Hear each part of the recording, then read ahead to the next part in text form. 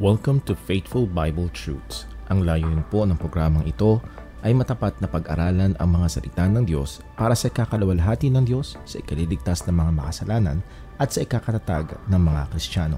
Ang ating tatalakayin today ay pag hindi obligado ang ikapo, magugutom ang mga pastor.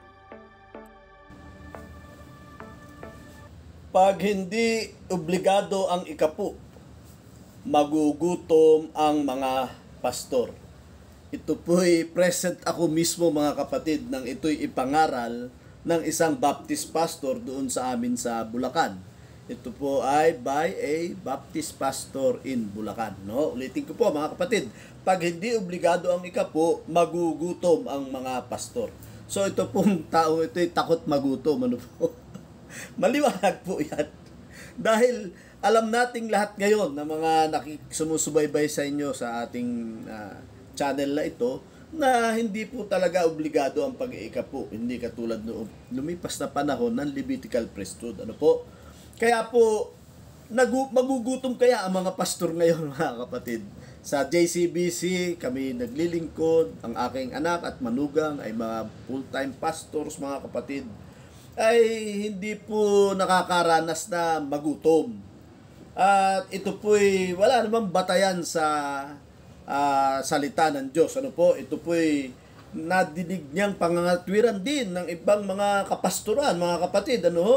Kaya po inuulit ko ang ating binanggit noong nakaraang pangangaral na never stand on borrowed conviction. Dapat po sa isang nangangaral ay laging nakabatay sa salita ng Diyos ang kanyang pangangaral, rightly dividing the word of truth, ano ho? At may pagtatapat sa ngalan ng Diyos. So, ito po'y isang maselang bagay. Ngayon, dahil po sa kanyang binanggit na magugutom ang mga pastor pag hindi obligado ang pagbabayad ng ikapu, ano ho?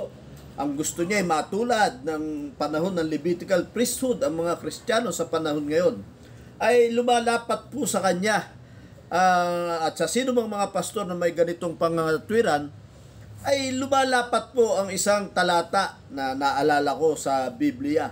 Ito'y may kinalaman sa tiyan mga kapatid, ano? Sa kanilang mga tiyan. Dahil po ang inaalala nila ay baka magutom ang mga pastor, ano po? So narito po ang talata mga kapatid. Sa Book of Romans in chapter 16, verse 18 po mga kapatid, narito po.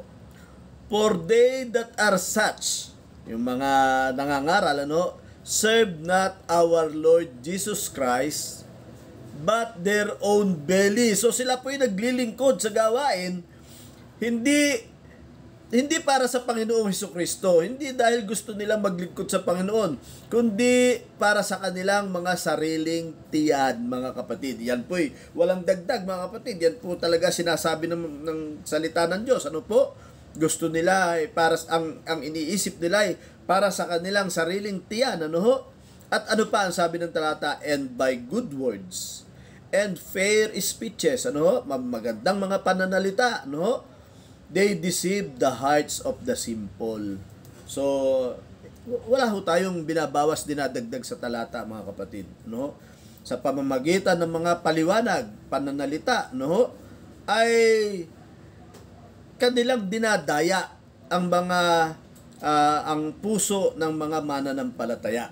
So, mga kapatid, malungkot po na may mga ganitong kapasturan, ano, na laganap po kahit sa ang panig ng mundo, na ang salita po ng Diyos ay ginagamit sa kanilang kapakinabangan, ano, ang tingin nila ay source of income, ano po.